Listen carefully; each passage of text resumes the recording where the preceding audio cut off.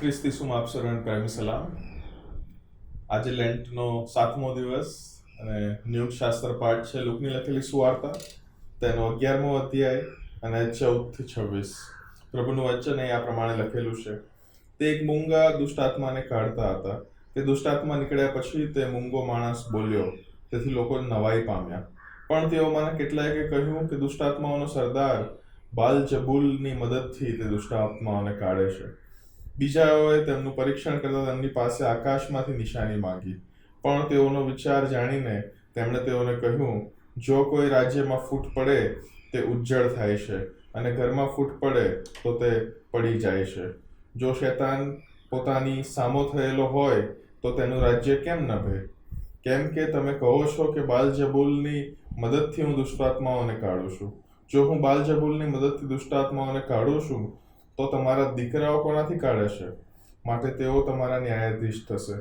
પણ જો હું ઈશ્વરની આંગળીથી દુષ્ટાત્માઓને કાઢું છું તો ઈશ્વરનું રાજ્ય તમારામાં આવ્યું છે. બળવાન માણસ હથિયારબંધ થઈને પોતાની હવેલી સાચવી રાખે છે, ત્યારે તેનો માલ સામાન સલામત રહે છે. પણ જ્યારે તેના કરતાં કોઈ બળવાન માણસ તેના પર આવી પડીને તેને જીતે, ત્યારે તે જે હથિયાર પર તે ભરોસો રાખતો હતો તે સર્વ તેની પાસેથી લઈ લે છે અને તેની લૂંટ વહેંચે છે. જે મારા પક્ષનો નથી તે મારી વિરુદ્ધ છે, અને જે મારી સાથે સંગ્રહ કરતો નથી તે વેરી નાખે છે. અશુદ્ધ આત્મા માણસમાંથી નીકળ્યા પછી નિર્જન જગાઓમાં વિશ્રામ સ્થાન શોધતો ફરે છે, પણ તેને જડતું નથી. ત્યારે તે કહે છે, મારા જે ઘરમાંથી હું નીકળ્યો છું તેમાં હું પાછો જઈશ. ત્યારે તે આવે છે ત્યારે તે તેને વાળેલું તથા શોભાયમાન કરેલું માલુમ પડે છે. પછી તે જઈને પોતાના કરતા ભૂંડા બીજા 7 આત્માઓને તેડી લાવે છે, અને તેઓ અંદર આવીને ત્યાં રહે છે, અને તે માણસની છેલ્લી અવસ્થા પહેલાના કરતા ભૂંડી થાય છે. આ પ્રભુનું વચન છે. નાનપણમાં જ્યારે આપણે સ્કૂલમાં જતા હોઈએ છીએ ત્યારે ઘણી બધી વાર ટીચર મને તમને એક કીપ મમ એવો ઓર્ડર આપે છે. એટલે કે મોં બંધ રાખીને બેસવાનું, મોં પર આંગળી રાખીને બેસવાનો ઓર્ડર આપે છે ને, fold your hands and finger on your lips. અને એ ઘડી ચૂપ રહેવાની એ કદાચ મારા અને તમારા માટે સૌથી અઘરી બની રહેતી હોય છે. ઘણી બધી વાર અમારા ટીચર જ્યારે આવતા હતા ક્લાસમાં, ત્યારે આવીને જો ક્લાસ બહુ અવાજ કરે ત્યારે તેઓ આવીને સ્પષ્ટ એક જ ઓર્ડર આપતા હતા, આગલી 5 મિનિટ કોઈને કંઈ જ બોલવાનું નથી. અને જ્યારે એ 5 મિનિટ બોલવાનું બંધ કરવાનો ઓર્ડર આપવામાં આવે ત્યારે ખરેખર ન બોલવું એ સૌથી અઘરું બનતું હતું. અને એવું વિચાર્યા કરીએ કે બોલીશું તો હવે શું બોલીશું, ક્યારે બોલવા મળશે. પણ કલ્પના કરો એવો માણસ કે જે બોલી જ ના શકતો હોય. કેટલી અઘરી બાબત ને, કેટલી અઘરી બાબત. અહીંયા ગાડી આજનો શાસ્ત્ર પાઠ મને તમને એક મૂંગા માણસ વિશે જણાવે છે. પણ આ જે તેની જે મૂંગાઈ છે અથવા જે બોલી નથી શકતો જે વ્યક્તિ, એનું કારણ એ કેવલ ફિઝિકલ એટલે શારીરિક ડિસેબિલિટી નથી.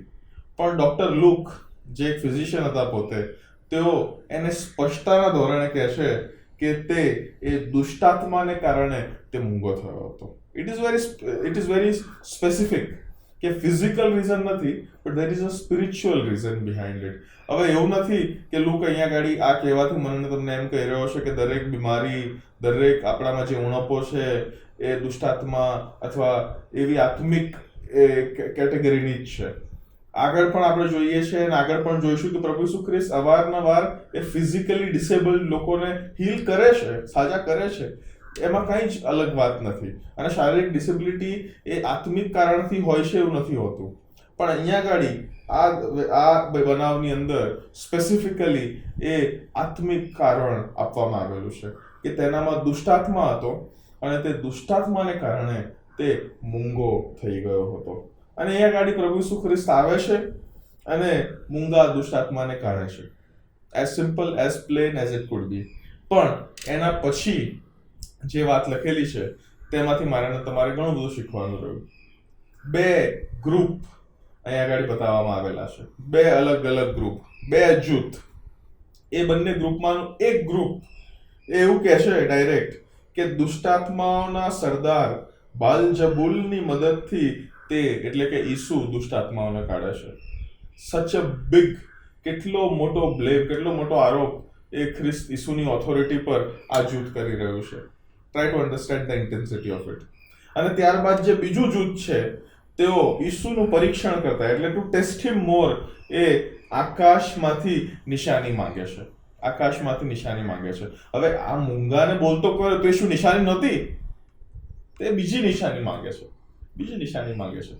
પહેલું જે જૂથ હતું એ પ્રભુ ઈસુ ખ્રિસ્તની ઓથોરિટીને ચેલેન્જ કરતા, એ કહે છે બાલ-જબૂલની, એટલે કે શૈતાનની મદદથી એ કરે છે. અને બીજું જૂથ એ કેવળ પેલું કહે ને to move forward the goal post, એટલે કે નિશાની તો આપી છે પણ હજી થોડું વધારે ખાતરી મળે. કદાચ આ બીજા જૂથને એ પહેલા જૂથના વાક્યથી કદાચ અસર પડી હોય કે ભાઈ ખરેખર બાલ-જબૂલની મદદથી કાઢતો હોય તો બીજી એક નિશાની માંગી લેવા દો. પણ અહીંયા ગાડી તે રીતના બે જૂથ મને તમને જોવા મળે છે. હવે બંને જૂથને પ્રભુ ઈસુ ખ્રિસ્ત એ રિસ્પોન્સ આપે છે, અને રિસ્પોન્સ બે અલગ અલગ લેવલ પર કામ કરે છે. પ્રભુ ઈસુ ખ્રિસ્ત કહે છે કે જે કોઈ રાજ્યમાં ફૂટ પડે તે ઉજ્જડ થાય છે, અને ઘરમાં ફૂટ પડે તો તે પડી જાય છે. જે રાજ્યમાં અને ઘરમાં ફૂટ પડે એટલે કે બે ભાગલા પડે તો ત્યાં ગાડી કાં તો ઉજ્જડતા આવે છે કાં તો તે પડી ભાંગે છે. ઉજ્જડતા અને પડી ભાંગે છે. મારા વાલાઓ, આનાથી એક કન્ટેમ્પરરી એક્લિસિયાસ્ટિકલ એપ્લિકેશન પણ હું તમે ડ્રો આઉટ કરી શકીએ છીએ. એટલે કે આજની મંડળી માટે પણ આ એક સંદેશ છે. શું તમારી મંડળીમાં બે ભાગલા છે? શું તમારી મંડળીમાં ફૂટ છે? તો જો કદાચ હોય તો પ્રભુના વચન પ્રમાણે તે ઉજ્જડતા તરફ અને પડી ભાંગવા તરફ આગળ વધી રહ્યું છે. અને કદાચ એ થઈ પણ ગયું હોય. લેવલ 1 ની અંદર જે પ્રભુનો રિસ્પોન્સ કામ કરે છે તે રીતના એ લોકોને કહેવા માંગે છે, આર્ગ્યુ કરે છે સામે, કે જો ભાઈ હું શૈતાનની મદદથી શૈતાનને કાઢતો હોઉં તો શું એ શૈતાન પોતાનું જ રાજ્ય નષ્ટ નથી કરી રહ્યો? અને સેકન્ડ લેવલની અંદર એ વધારે ડીપ ત્યાં ગાડી જાય છે. સેકન્ડ લેવલની અંદર એ પ્રભુ મને તમને શીખવવા માંગે છે કે યરુશાલેમ ભણીની યાત્રામાં જ્યારે પ્રભુ ઈસુ ખ્રિસ્ત આગળ વધી રહ્યા છે, ધપી રહ્યા છે, એ વધસ્તંભ તરફ જ્યારે તેઓ જઈ રહ્યા છે, ત્યારે પ્રભુ ઈસુ ખ્રિસ્તનો અલ્ટિમેટ એજન્ડા પણ તે જ છે કે જે બળવાન માણસ હથિયારબંધ થઈને એ સલામતી કરી રહ્યો છે ને પોતાના ઘરની, તે હથિયારબંધ એ બળવાન માણસને પાસેથી પ્રભુ ઈસુ પોતાનું લઈ લેવાને માટે આવે છે. પ્રભુ ઈસુનું પોતાનું જે છે એ લઈ લેવાને માટે પ્રભુ ઈસુ ખ્રિસ્ત આવ્યા છે આ પૃથ્વી પર, અને વધસ્તંભ પર તેઓ મેળવવાના છે. ઉત્પત્તિ 3 અને 15 ની અંદર જેને પ્રોટો ઇવાન્ગેલિયોન કહેવાય છે, એટલે કે પહેલી સુવાર્તા, તે લખવામાં આવેલી છે. ત્યાં લખેલું છે કે સ્ત્રીનો પુત્ર એ સર્પના માથાને છૂંદે છે પોતાના પગ તળે. અને આપણે લુકની લખેલી સુવાર્તાના 4થા અધ્યાયમાં જોઈએ છે કેવી રીતના પ્રભુ ઈસુ ખ્રિસ્ત એ શૈતાન દ્વારા મૂકેલા એ પરીક્ષણો પર વિજય પ્રાપ્ત કરે છે, રાઈટ? અને અહીંયા ગાડી જે લુક 11 ની અંદર જે શાસ્ત્ર પાઠ આજનો છે, ત્યાં પ્રભુ ઈસુ ખ્રિસ્ત યરુશાલેમ ભણીની યાત્રામાં છે ત્યારે એ મને તમને કહેવા માંગે છે કે અલ્ટિમેટ એમનો જે એજન્ડા છે, અલ્ટિમેટ જે એમનો ગોલ છે, તે એ છે કે તેઓ જઈને પ્રભુ ઈસુનું જે પોતાનું છે તેને તેઓ હાંસલ કરે. Victory that is to be won. અને હું ને તમે ખ્રિસ્તી વ્યક્તિઓ તરીકે મારા વાલાઓ આજે એ વિક્ટરીની આ તરફ છીએ. એટલે નવા કરારના સમયોની અંદર હું ને તમે છીએ, એ નવા કરારમાં બંધાયેલા હું ને તમે છીએ. પણ હજી પણ જે રાજ્યનું કલ્મિનેશન જેને કહેવાય, રાજ્યની પરિપૂર્ણતા જેને કહેવાય, એ પરિપૂર્ણતા હજી આવવાની બાકી છે, જે પ્રભુ ઈસુ ખ્રિસ્તના બીજા આગમનથી આવવાની છે. માટે મારે ને તમારે આ સમયોની અંદર જે આપણે જીવી રહ્યા છે ત્યારે યાદ રાખવાનું છે કે વધસ્તંભ પર પ્રભુ ઈસુ ખ્રિસ્તે એ હથિયારબંધ વ્યક્તિને, એ માણસને, બળવાન માણસને ઓલરેડી હરાવી દીધો છે. પણ છતાં પણ એ પ્રકટીકરણનું પુસ્તક અને તેના 12મા અધ્યાય પ્રમાણે એ પ્રભુની મંડળીને એ હેરાન કરવાનું ચાલુ જ રાખે છે. હવે મારી સાથે પ્રકટીકરણનું પુસ્તક તેનો 12મો અધ્યાય વાંચો. ત્યાં આગળ સ્પષ્ટપણે લખેલું છે શૈતાન કેવી રીતના એ મંડળીને હેરાન કરે છે. ત્યાં આ પ્રમાણે લખેલું છે, 17મી કલમની આગળ લખેલું છે, ત્યારે અજગરે તે સ્ત્રી પર ગુસ્સે થયો. હવે સ્ત્રી એટલે કોણ તમને ટૂંકમાં કહેવા માંગીશ. એ સ્ત્રીનું વર્ણન કરતા અહીંયા ગાડી 12મા અધ્યાયની પહેલી કલમમાં જ લખેલું છે કે તેના માથા પર 12 તારાનો મુંગટ છે. 12 એ શું છે? જૂના કરારમાં 12 કૂડો છે, નવા કરારમાં 12 પ્રેરિતો છે, રાઈટ?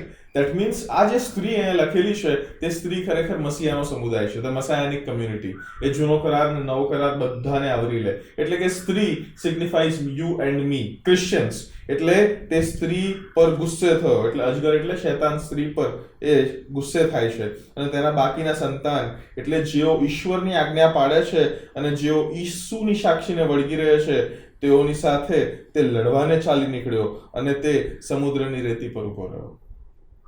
એ મારે ને તમારે સામે લડવા આવી ગયો છે, લડી રહ્યો છે ઓલરેડી, રાઈટ? મને તમને હેરાન કરે જ છે. એ બે રીતના એ સતાવણી લાવે છે. નંબર 1, કાં તો ડાયરેક્ટ પર્સિક્યુશન, જ્યાં ખ્રિસ્તી વ્યક્તિઓને ડાયરેક્ટ એ સતાવણી સહન કરવી પડે છે, અને નંબર 2 જે વધારે ઇન્ટેન્સ અને વધારે ડીપ છે તે છે ફોલ્સ ટીચિંગ્સ, હેરેસીસ.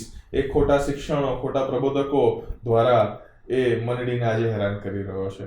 પણ મારા વાલાઓ, આ સમયમાં જ્યારે આપણે જીવી રહ્યા છે ત્યારે લેટ અસ બી અવેર કે એ સર્પ, એ અજગર, એ શૈતાન એ હારેલો શત્રુ છે, અને પ્રભુ ઈસુ ખ્રિસ્તે ઓલરેડી વિજય મેળવી લીધો છે, અને હવે વિજયની પરિપૂર્ણતા એમના બીજા આગમન સાથે થવાની છે.